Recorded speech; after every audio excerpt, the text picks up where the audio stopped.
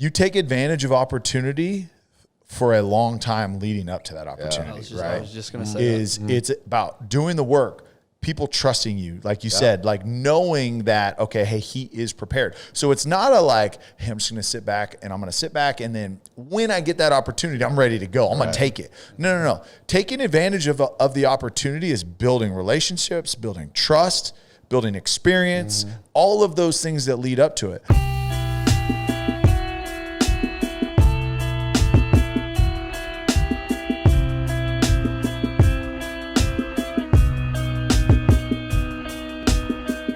Put his headphones in. The only one that wears headphones. The only one that wants to hear himself talk. That's a good point. That's a great point. If you spoke into the microphone, I wouldn't have to put my headphones in. See, I feel like you could test yourself, listen to it, and then take the headphones out. Yeah. No, I like it. But it's the energy that gives. You know, like 1-year-olds, they have the little blankie. Yeah, this is my blankie. That's your blankie. This is my comfort. You got to hold on to it. Yeah, but is it your voice that is the comfort zone? My soothing voice that I fall asleep to every night. Honestly, is it our voice or is it your voice? Here's the honest truth. That's a good point. I didn't think about that. Here's the honest truth. I'm going to be real with you guys. We're all about transparency. So about 3 months ago, I had DJ edit every single episode to where it was just me talking. and everybody else is out. And had him send me edited episodes where it's just me. And every night, my sons listen to it going to bed. You guys want to listen to Daddy's podcast? That's what I pretend. I pretend it's the Ben Gibbs show every night. At 1381 Kirkwood, it's the Ben Gibbs show. Just blaring through the... I just gave out my address. Whoops. Anyway, what's going on, boys? What's up? You did give up your address. Extra dumb. Hey, fan mail, send it to me. Oh, boy. Yeah. Okay. All right, what do we got, Ben? Well, that was a smooth transition. No, but seriously, in all seriousness, this weekend a couple things happened that I thought were interesting that I wanted to talk to you guys about today. One, actually, let me set it up this way. When opportunity knocks, will you be ready? That's the question, right? When an opportunity is presented, will you be ready? And so I've got 2 examples of that this weekend that I saw. Don't talk about your sex life, right? Come on, man. Hey, when she ready, you best be ready. That's me. Like, oh, shit. Really? Tonight? Where's the Viagra? Hey, I swear I can take a shower in 37 seconds. Just don't go to sleep. Let me get warmed up. Oh, that's not really where I was headed. Okay, but kids, someday you'll go down understand. that route if you want. No, let's go. So I've got an example of somebody who was not ready for opportunity when it struck, and somebody who was. Which would you rather hear first? Which story would you rather hear first? Let's go not now. ready. Let's go now. This literally just happened this weekend, both of these stories. So I'm perusing through Instagram, and I see this video, and it's this kid. He's doing a selfie video, and he's crying. So of course, it catches my eye. I'm a man of the people. Somebody's in hurting and pain. I want to check it out. So this kid's crying. He's sitting there. He's got the camera on him. And kid meaning how old? 22 years old. Okay, all right. That's context, because I'm picturing like a 6-year-old kid. Sorry. Okay. 22-year-old. Okay. That's a kid to me now that I'm 34. Young adult. Right. A young adult. So he's sitting there and he's taking a selfie and he's crying and he's talking about he just quit his job, $100,000 a year job. He just quit his job.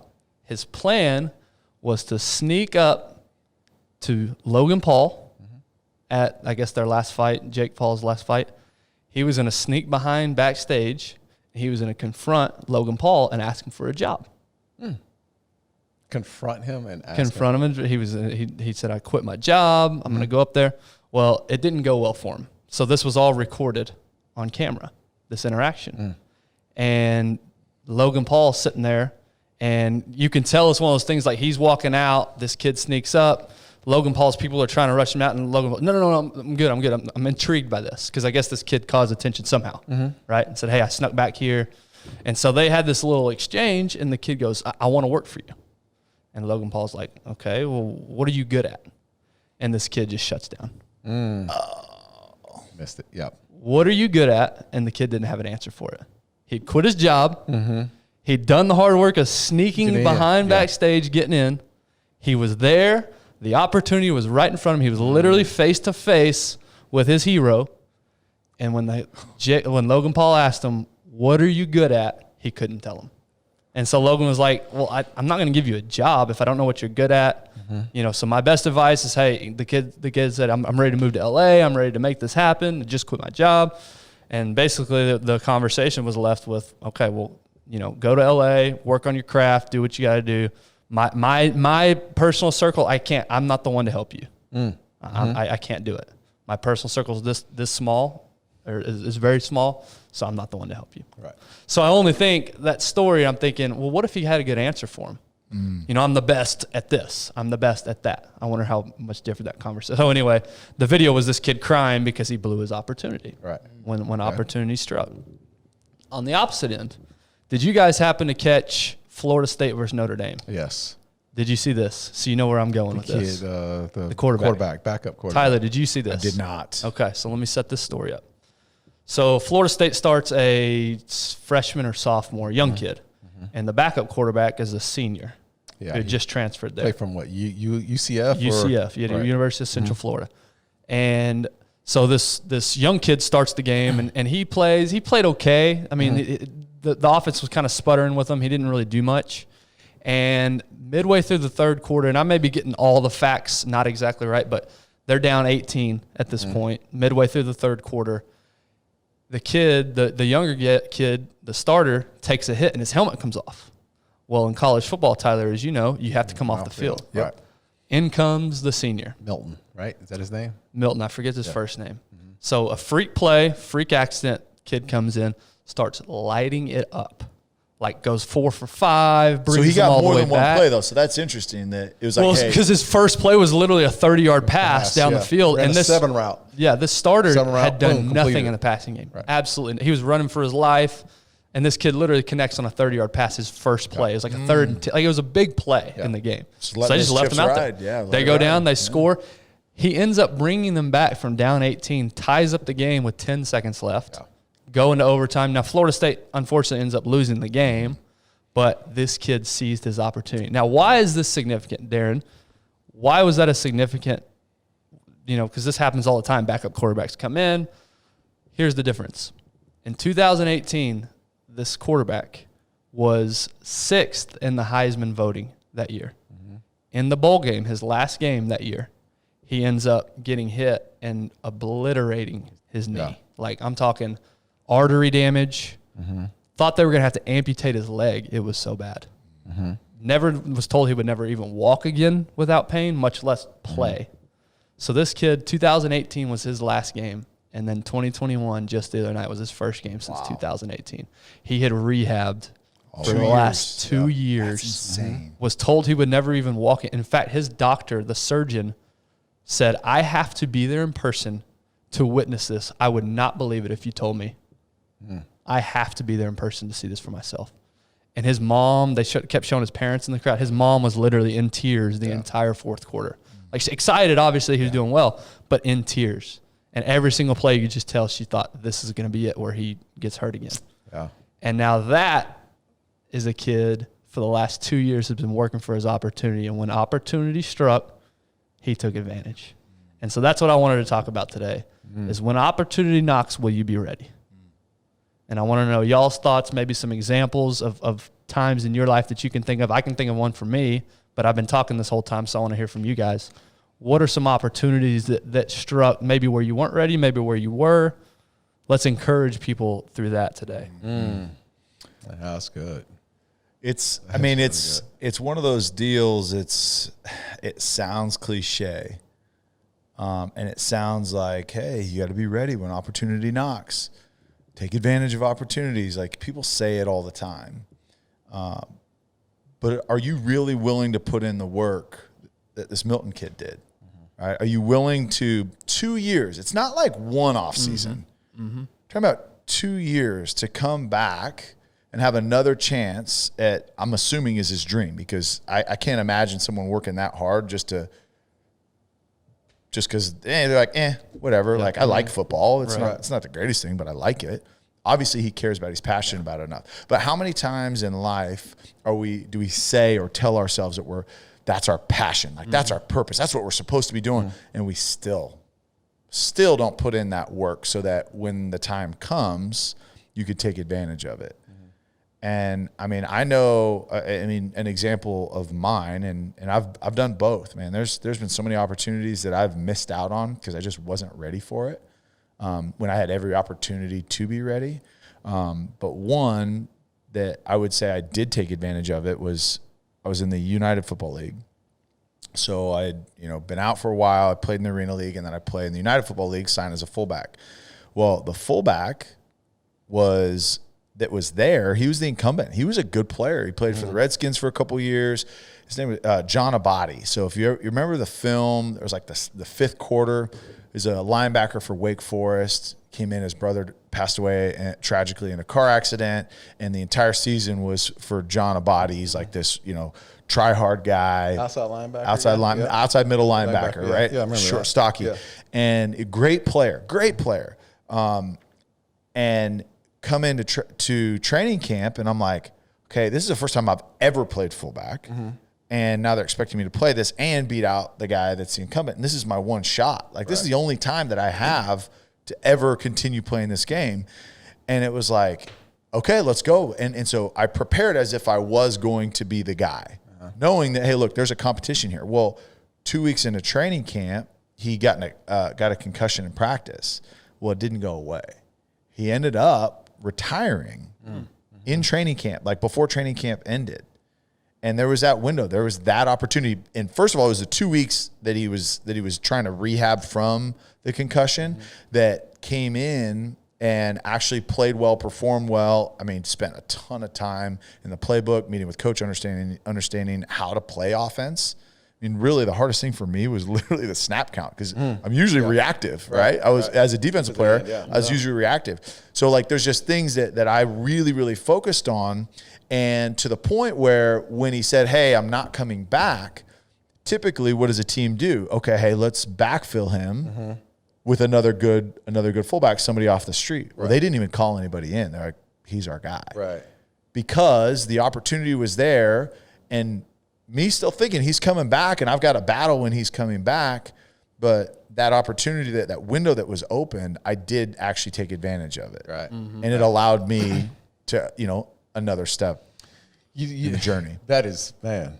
And I thought you were going to tell the story about, because one of the ones that really I thought about when Ben was telling the story was the fact that when you were making the transition to play fullback, you were actually on your first workout that you had, and I think it was in San Diego, that you were in the linebacker line, or you were supposed to go on the defensive inside, and saw that there were no fullbacks. No running backs. And you went over to that side of the ball. Yeah, that's another great one. That was, to me, that was being, first of all, it's being opportunistic. Yeah. Taking advantage, being smart about it, and taking advantage of that situation. So that's the one I was thinking of. But when you talk about Milton, the kid from Florida State, one of the things that I witnessed early when he came into the game is that they didn't miss a beat as far as the playbook was concerned. The coaches firmly believed in this kid because when the first play, he threw a 7 route. Do a 20-yard pass down the field. It wasn't a handoff. It wasn't a handoff. It wasn't. Because what do most coordinators do? Like, oh yeah, let's get him in the flow. Ease him into this. No. Now, granted, the situation called for. I mean, it was 3rd and 10. Yeah, so but he threw the ball. But I get it. Dump down, maybe to get him a little. He threw the ball down the field, and completed the ball. And every play in the rest of that game, the playbook was wide open. Yeah, you wouldn't have known the difference. So the preparation was there.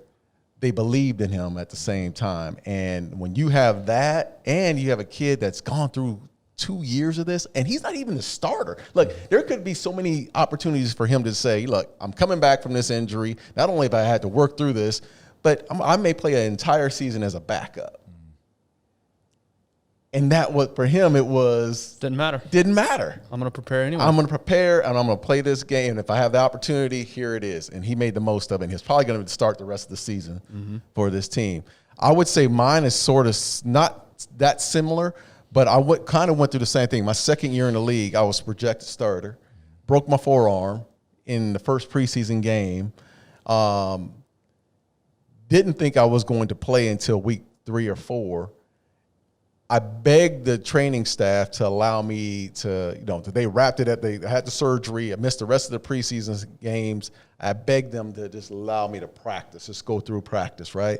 I went to every meeting. Now, I didn't miss a meeting. Even when they were telling me, hey, you need to go to rehab, you can't go to the meetings. I was like, no, I'll rehab early on and I'll go to the meetings. I made every meeting. I begged them to dress me out the first game. I practiced every day, man. I begged them to dress me out the first game against the Washington Redskins. They dressed me out. We're in Washington.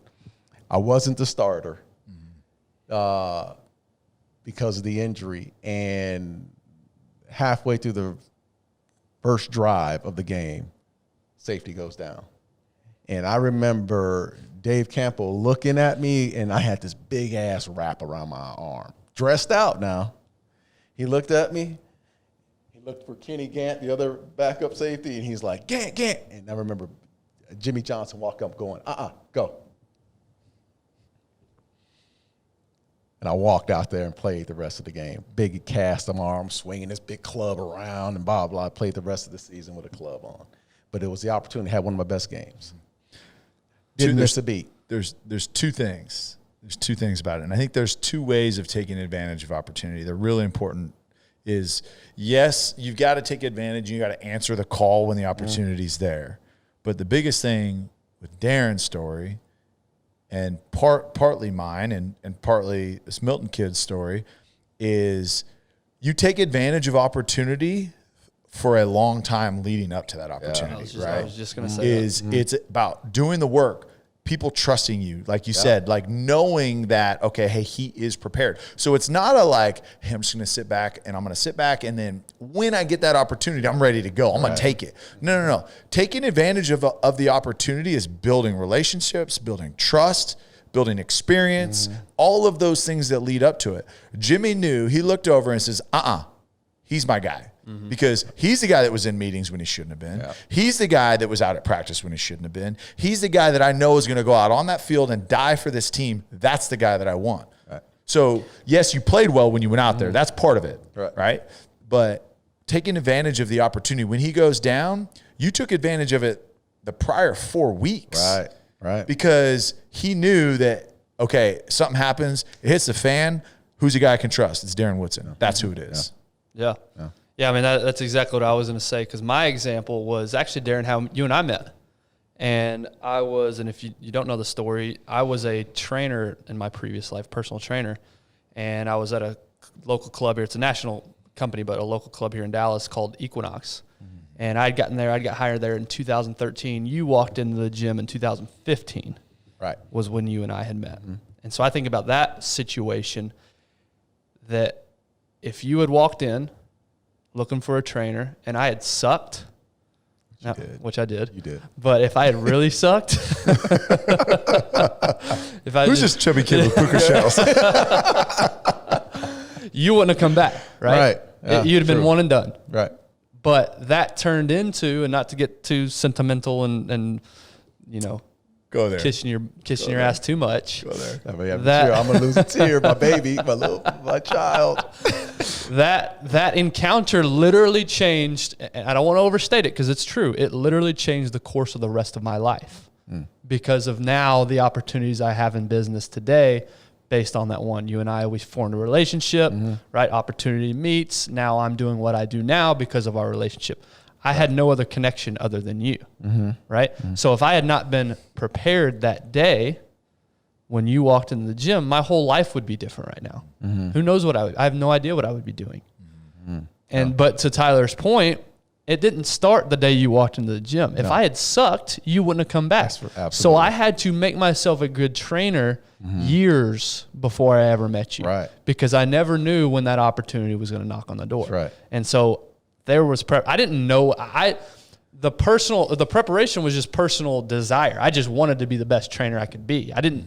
It wasn't a thought in my mind. All right, I'm going to be the best trainer I can be because one day somebody's going to walk in here that's going to lead me to an opportunity. That wasn't my thought. It was a personal pride that I had that I want to be the best. I want to be known as the best trainer in this gym. Right. And by putting in the work opportunities, luck, if you will. Yeah. It's lucky that you walked in that day, but I was preparing myself for that. And then there was a belief on my end that you knew what the hell you were doing. Right. Like it just took, and I think that's what it is. It's confidence is one. And like you said, the kid that missed the opportunity at that moment, he could have been shell shocked by the fact that I'm sure he just got nervous. He got nervous and then he got there. I mean, if I'm Jake Paul, I'm like, dude, you're good at sneaking by people. That's one thing you're damn good at. But he couldn't answer the question. Yeah, imagine if he had a good answer to that. Yeah. He's now working for Logan Paul. That's right. Him and or someone else. Or somebody else. Within his big network, right? Not as maybe his inner circle, but like obviously he knows people, right? You never know who it is because you could have been like, hey, Ben, you did a killer job, man. I got this CEO buddy. He also needs training. And what if that was the route? But ultimately through that connection and through that chance, that opportunity, right, it could change it. Yeah. Yeah, and what struck me about listening to that kid is that simple question, well, what are you good at? Yeah. And knowing what you're, even just knowing what you're, being able to answer that question. Mm-hmm. Because that was it. That was the shot right there. He had that one shot. Now he goes back to Logan Paul and he tries to have that conversation again. He's just going to write him off. Yeah, right. It's like, you don't even know what you're good at. I'm thinking about this and I'm thinking about the failures that I've had in my life. And, when we brought up that kid, as far as, meeting with Logan Paul, I was thinking about the things in my life that have happened. And I was a Prop 48 coming out of high school. And I remember there was this girl that was in my class. Her mother was a tutor. This is my sophomore year, I think. Junior year in high school. And I was getting recruited by a lot of schools, but they kept on always saying the same thing. Hey, man, you need to get your grades up. Yeah, your grades suck. And I remember this girl coming to me, and it was in a geometry class, which is by far the hardest class I've ever had. That's probably the hardest class ever in my life. But I remember in this geometry class, a girl saying, hey, my mom can help us in this class, not only in this class, but in our English class, and she'll tutor us after school. And she said it to me in a way, when she asked me, I was in front of my buddies in the cafeteria, and my pride got in the way. And I can only imagine, this girl was brilliant, man, very good student. And even though she was really smart, she still took the time to go to the tutoring and the counselings and all that stuff, right? And in that opportunity, I had the chance. There was an opportunity right there. Free tutoring. Not I had to pay for it. After school, spend an extra hour. The opportunity was there, and my pride got it in the way, and I decided not to. Mm-hmm.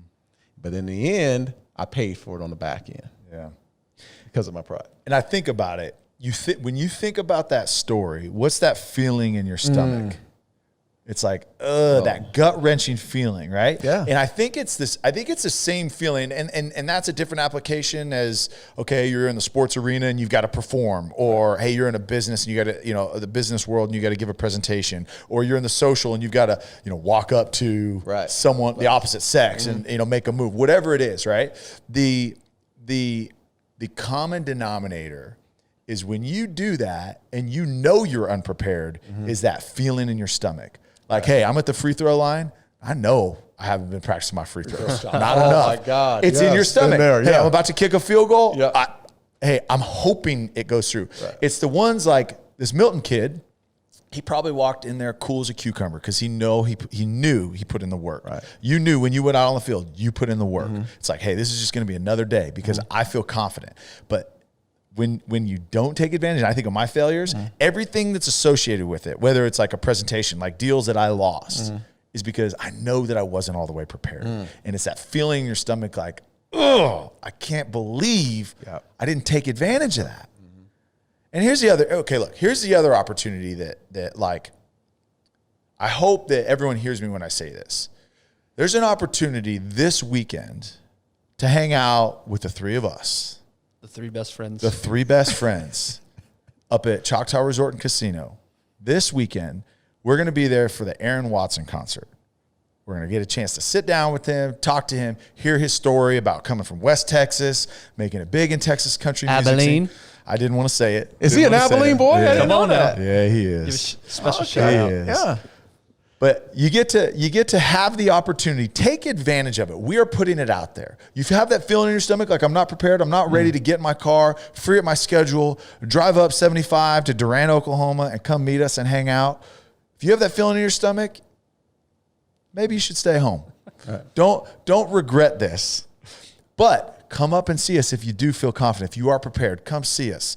Hey, come to the amazing steakhouse I have. Come enjoy the pool. We're going to be there all weekend. We're going to make a thing you about it. You might get to see a shirtless Tyler if you're lucky. Ooh, I swim in t-shirts. Poolside. I swim in Me t-shirts. too. You're going down that slide at Choctaw in your t-shirt. Goggles and t-shirts. That's the only way I roll.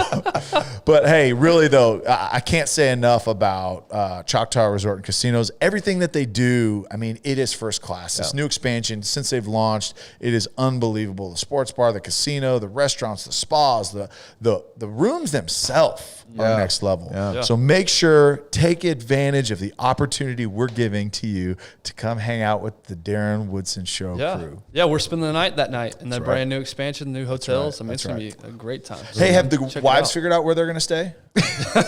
Oh, you said it. Baby, you're staying with me, baby. I don't know what Tyler's talking about. Tyler and I have one room, one bed. Anyway, come see us. Seriously, though, come see us this weekend. Friday night, Aaron Watson concert. Come check out Choctaw Casino Resort. I did want to ask you guys, though, on your stories, you touched on it, Tyler. Was there a confidence? Were you fully confident going into, or was there still some reservation to you when you had that opportunity? That's a good question. I think that there's doubt always, right? You've always got an element of doubt. But I mentioned there was kind of two opportunities, right? There was the opportunity of, hey, he's hurt. You've got to go in. You're taking all the first team reps. So I was nervous. It was like, oh, I got Dante Culpepper right in front of me, right? Like this is a big deal now. And then there was the second opportunity when it came to, okay, he's retiring. Now you're the starter. So I think that first period I was nervous, but how I counteracted that was I just put in more work. I put in more preparation. Right? So that every day it was easier and easier. There's always going to be doubt. But you got to shut that voice up. Yeah. Because that's not you. That's not your voice, right? Right. That's the pessimist that sits on your shoulder that says, you can't do this. You're not good enough. You're not good enough. Don't listen to that voice. Right. Yeah. Yeah. What about for you, Darren? Yeah, what was absolutely. the confidence level? Absolutely. I was nervous as hell. Look, I think the one thing that always, specifically as a defensive player, the one thing that always offsets the nerves is if I just run and hit. Smack somebody. That's it. I mean, as a defensive player, man, it's just I have to run to the ball with urgency. And then when I get there, be in a bad fucking mood. That's it, right? Who used to say that? That's a great line. Lovey Smith said it, but he cut out the F word. Right? Definitely wasn't as colorful. Show up with bad intentions. But for me, that's what when I walk, I remember running out on that field just going, man, just do what you do, man. Just run to the ball. Yeah. Give effort, right? Yeah. And then everything else will take care of itself because, we didn't have this ultra, this defensive scheme that you had to do all these things. We played man-to-man and we played cover 4. Dude, it was that basic. It's as basic as that. Other than that, all I just needed to do was, get there. Run and hit, yep. Run and hit. So that took out most of the nerves because I just said that. That's what I'm going to do. And just kept on saying it in my brain. And I'm one of those guys that I'm repetitive in my mind. Like, I'll say things during the game to myself to get myself going. And that's, you're the baddest dude out here. You can do this. You do this in your sleep. And I just talk to myself. That's how I self-motivate myself. So, yeah, the nerves are always – look, you're not breathing if you think you're going to run out on a football field with 75,000 screaming fans and you're not going to have some nerves. Lying to yourself and lying to everybody around you. Yeah, and football is a good example because we all three played it. That was a part of our background. What about in business or in relationships? What are some opportunities you guys have? Yeah, I think of it as a parent, right? Like, think about those first-time parents, right? The nerves, the questions that you have, like, am I going to be able to do this? It's the same. It's the same thing. Like, it's a really big opportunity to do something really important, to raise a child up into a functioning adult that contributes to society, right? The good thing about parenting, an opportunity with parenting, is you can screw up and you still get another opportunity. You still like it, Yeah. It's going to be a continue. And I'm not saying that's a bad thing. The I'm not saying that's a bad example. I'm The just saying scale is different, right? like in football, if you gone out there and just shit the bed, like you maybe not. Football is a but harsh example. I think that's a hard example because you screw up in parenting, man. There's some of these are scars that last right, a lifetime. but wouldn't you say that's years of I guess my point is I screw up with my 4-year-old. I thankfully I get an opportunity later that day to make it up to him. You do, right? But it's the body of work, right? It's just different scales, right? Yeah. Okay, so there's some where it's like, hey, are you going to raise your hand when somebody asks you to volunteer, right? That's an instant, right? But it's a body of work. You do this. Is it a football game? It's 60 minutes, right? Yeah. It's the body of work combining that 60 minutes. Like it's that opportunity. Raising a child is 18.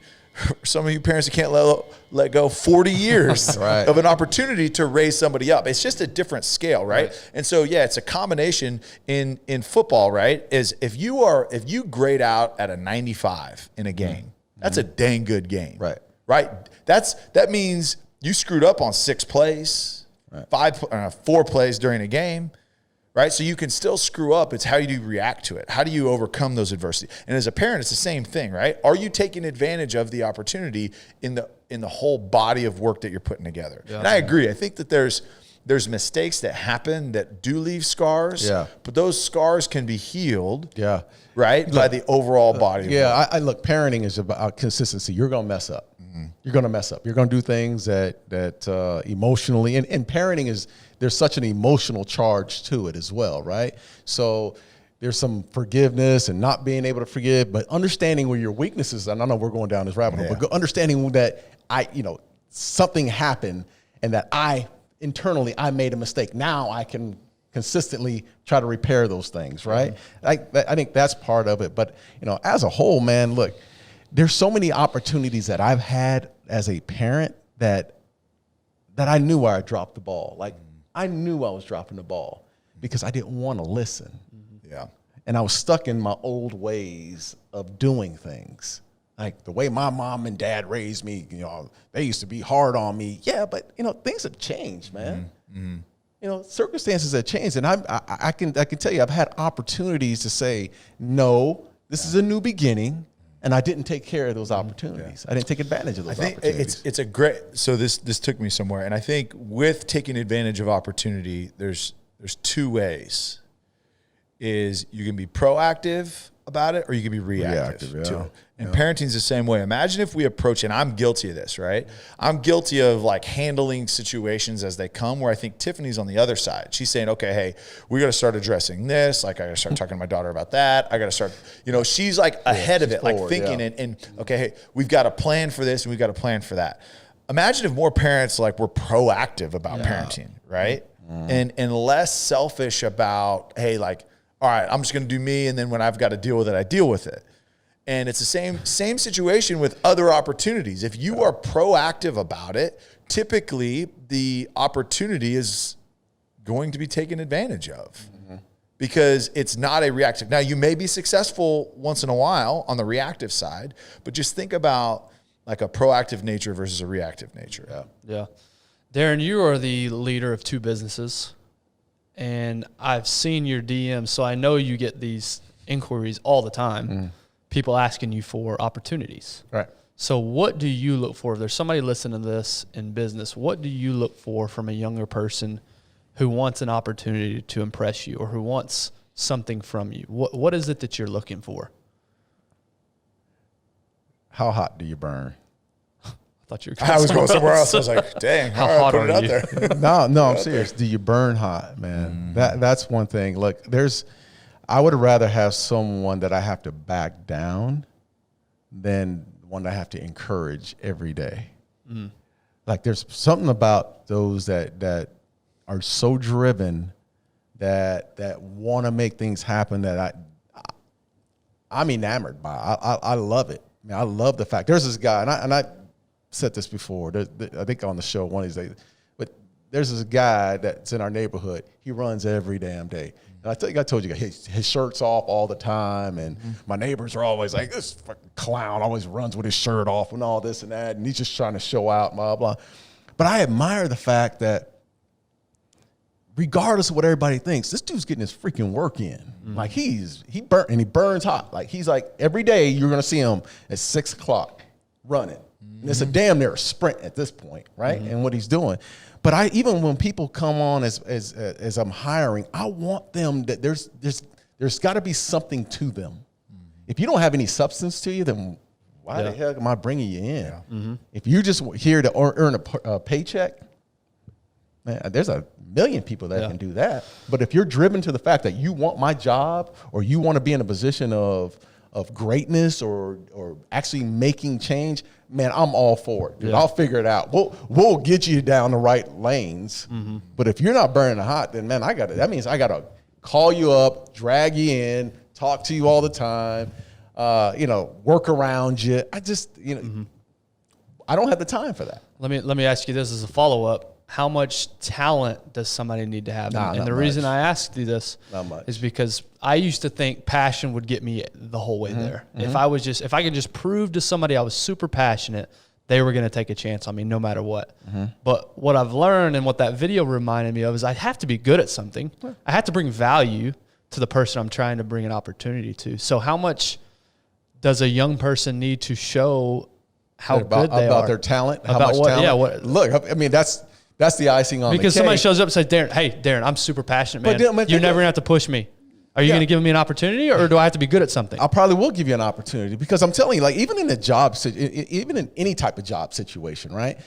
If you get a young kid, let's say a young kid coming out of college, how much is he going to actually know about or how much experience is he actually going to have? But if I know Tyler's walking in and I'm like, okay, he's got some talent, morally he's right, and some bitch is going to show up every day, every morning. Like he's just going to show up. If I know he's that guy and he's built that way, I'm going to give him a chance. Because you can always teach along the way. It's the ones, in my opinion, the ones that I've worked with and the ones that I've brought on specifically with a software company. It's the ones who think they are so damn talented, and they got some talent. They'll sit their ass at home, want to work from home, want to work at Starbucks and want it because I'm so gifted. I can get this deal, get this done. I'm not coachable. I can't handle that person. Yeah. And I don't know if talent is the right explanation or the right term for it because, I mean, you may have like an intelligence factor that may give you a leg up, or you may have an athletic factor, in the sports arena. But it's like, I think it's you come in, it's like, how bad do you really want it? And to your point, do you burn hot? So if you come in and you really want it, then you will have done the legwork. You will have done some of the things that you can control in preparation to say, hey, I'm ready for this opportunity. Like if I were just to say, okay, I'm going to walk into an architecture's office. I'm like, I really want to be in architecture. And they're like, well, how bad do you want it? Really, really bad. Like, okay, well, have you taken any classes? No, I haven't taken any classes yet. Oh, well, do you have any drawings yet? No, but I really want it. Okay, that's cool. What about like maybe night school or something? Have you done anything like that? No, haven't done that. Then you start to question about, okay, is the passion there? Right. Because if you go and you have an opportunity and you haven't done any of the legwork, do you really want it that bad? Yeah. That's that's an excellent point and what I was looking for. Thank you, Tyler, for filling that in. No thanks to you, Darren. I'm with you though. No, but I think it speaks to the overall point though of, to me, I have this theory that it's not a work ethic issue for me a lot of times. It's that I'm just not into whatever it is. If I'm not putting in the work, it's just because it's not something that I'm that invested into. It's not because I am late. I do have a lazy bone, but I just mean you don't have to convince me to work hard when it's something I'm super into. That's right. And so to your point, Tyler, if that person really wanted to be an architect, they would have done those things naturally because that's what they wanted to do. Yeah. Right? Yeah. They didn't have to be told anything. That's right. So I wonder, I'm just thinking out loud here. I wonder if that's got to be a key ingredient, right? Is it's whatever you're pursuing, it's got to be something that you're super invested in or super into. I had a conversation this weekend actually with someone, and it was just interesting because in the younger generation, this isn't me, bad mouthing and all these things. Just say it. You know how like when like your spouse is like, hey, like I'm just being honest right now. Oh, okay, cool. Say whatever you want then. If you're just being honest, like just precursor, you're good. But is that there is a lot of talent, right? And we are smarter than we've ever been because we have so much knowledge at our fingertips. And I say smart, I say like we have knowledge, right? We have a lot of opportunity. We have a lot smart. of information out there. I don't know if we're necessarily smart, but also, like to your point, taking advantage of opportunity also means having humility too. And I was talking to this person, and they were just saying, yeah, you know, we can't hire anybody right now. And he's in the oil and gas industry, and he's like, the problem is we've got all these really smart, talented engineers out there that are just right out of school, but like they don't want to pay their dues. Right. They don't want to do the things that they want. So sometimes taking advantage of opportunity is doing a job less than what you think you're qualified for, and having the humility, because that may be the opening. It may not being a vice president. It may be being a superintendent. It may be being an associate. It may be something completely different than what you think. Oh. So, you know, in the business world, or you're coming out of school, please, I encourage you, do not pass on an opportunity because you think it's below you, because in that lower position, that's when you learn processes. That's when you learn leadership. That's when you learn work ethic. That's when you learn all the things that are going to contribute to that big opportunity. And whether it's starting your own company, whether that's raising up the corporate ladder, or whatever it is that you're trying to do, make sure that, look, hey, this opportunity, because I want to be a big shot. I want to make 6 to 7 figures before I'm 30. Oh, like that's not and that's real. why I say that, man. That's why I say that. Look, there's a lot of talented kids out there that are really smart, right? But they're not willing to put that work. That's why I say someone that burns hot. Like someone that burns hot is that person that's going to be willing to say, okay, I'm going to do this. I may not get paid the most right now, but I'm going to go do this, and you're going to get the best out of me. The best out of me means now I'm seeing the best out of him. Now I'm elevating him to the next one. Okay, now we've elevated you to the next role. Can you perform there? And that's what I'm saying. It's like the foundation, because there's so many talented, even in football, there's talented guys that come through the door every single day. How many guys in those locker rooms can say, dude, there were dudes in high school that were way better than me. Way better than that. Right? Yeah. And more passionate and love the game and all that, but didn't have that foundation of every day they were going to show up. Every single day they were going to be available, because that same talented person, and talent can be a great thing, and it can be the worst thing out there. Because if you're so talented, you start to believe that bullshit, and you start to think that I'm a prima donna, I'm the guy, I can do this and I can do that, until it catches up to you, because you're not burning hot every single day. I think this speaks well to the person that's in a job that they don't really love. And the reason I say that is because what if you have a job where you're janitor. Let's just say you're cleaning up after people, and you're a young kid, and you have these dreams of doing whatever. How you attack that job today is a precursor to you getting that opportunity one day, right? So to your point, Tyler, humbling yourself and saying, I'm going to be the best janitor at this job, right? Yeah. I'm going to show up every day. I'm going to be the best damn toilet cleaner that this company has. Right. And slowly putting in that work so that it eventually, now I don't know how those two meet necessarily. You got to have a little bit of luck, but if you're not putting in the work as a janitor. Perfect example of that. Perfect example is I had a client that hired a guy that cleaned the locker rooms of his gym. And he did it so good and so consistent, and had a smile on his face and interacted with people, and he worked his tail off. And he says, you shouldn't be here. I need you to come run this new concept that I've got. That's how he got an opportunity. He took advantage by picking up dirty towels, cleaning toilets, wiping down countertops, and he did it that way, and that's how he got hired, an opportunity to go run something else. Yeah, imagine if he had been shown up, man, this sucks. Yeah. I'm better than this. Got my headphones in. You know what I am tired of? I'm so tired of people fucking bullshit. I mean, crying about, I don't like my job. I hear this shit all the time. And we all hear this. I don't like my job. That's why I'm not passionate about it. Then get a fucking other job. Find something else to do. But stop blaming everybody else and everybody else's situation because I don't like what I do. Yeah. Figure out what you want to do. And then sometimes you got to look back at it. And the reality is look back at it and say, hey, I have to fucking eat. Yeah. Right?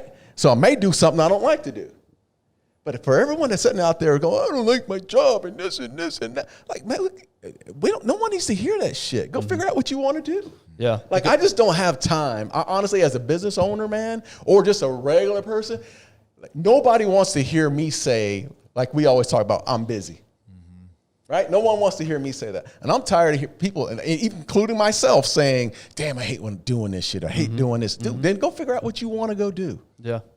But just stop complaining about it. No, and that's an excellent point, and I'm guilty of it as well. Of what purpose is that serving? Me sitting here complaining about that job. Nothing. When I could be just changing my mentality, changing my attitude, putting in the work that I can, make the best of the situation, so that I do when I can go find another job. Yeah, it's great, man. You know, in this country, a lot of people get jobs, actually have jobs, have an opportunity to make a living. Guess what? Feed themselves. There's more jobs than we can actually fill right now.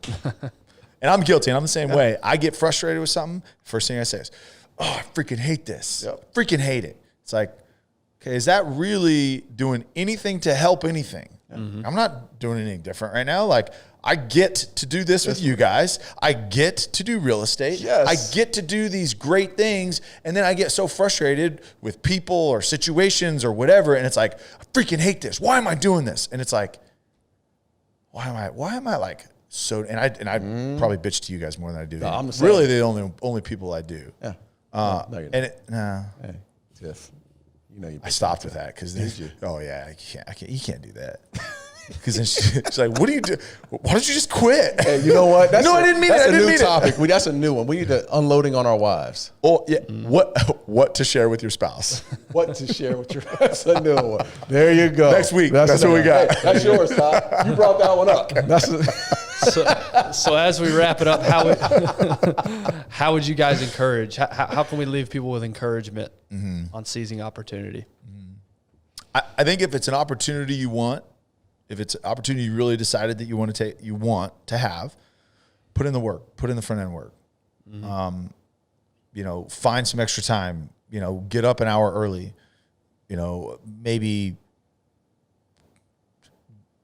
Maybe spend some time taking advantage of, preparation, education, whatever it is for that, as opposed to watching Netflix or doing something else. Like, be productive, put in the front end work so that because here's the deal, those opportunities will come. Yeah. They will. Nobody on this planet, and I know that there's places, and I don't want to be insensitive, there's places that people were born into that they have very, very little chance to leave and we're talking about Middle East, we're talking about Africa, a lot of these places. But there's stories out of all of those places about somebody overcoming and rising up and leaving that situation. So we are so lucky to have these opportunities. So when that opportunity comes, whatever it looks like, be ready to take advantage because you were proactive about it.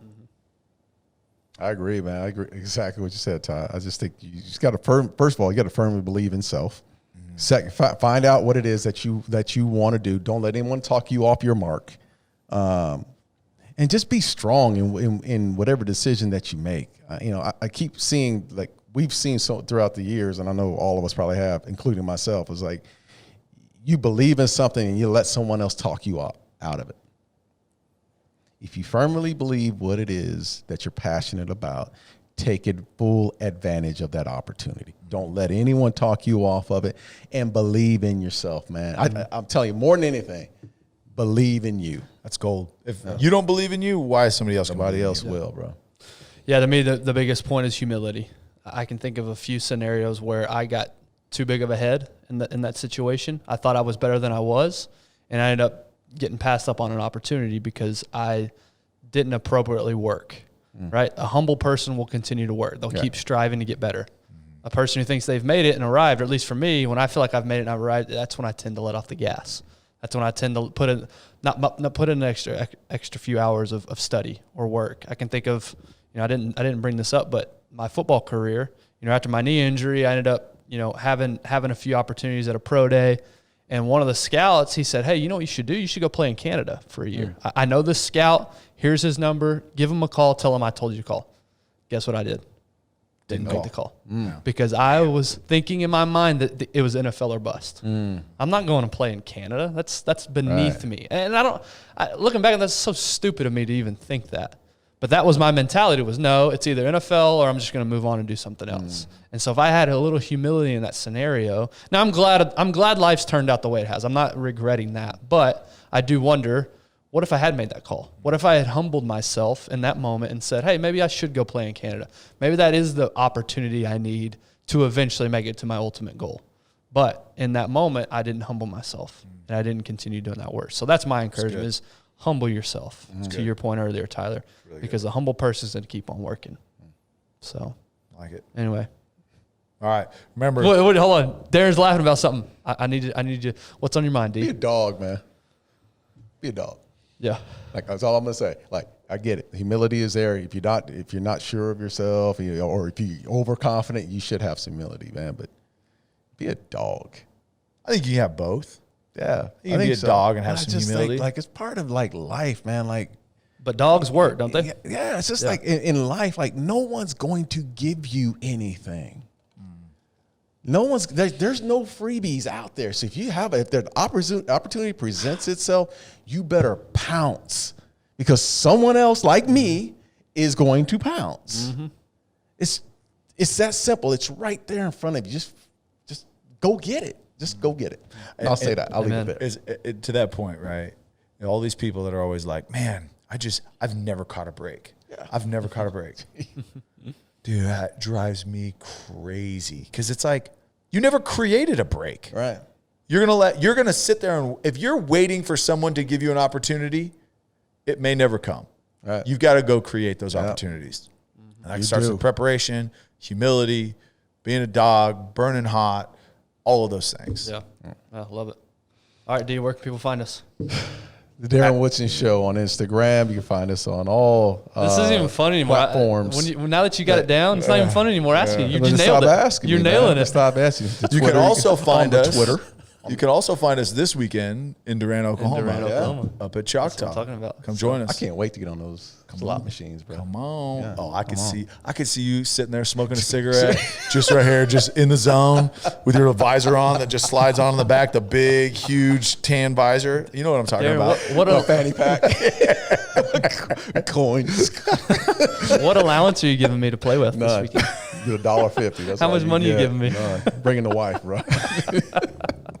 All right, guys. See you this Friday.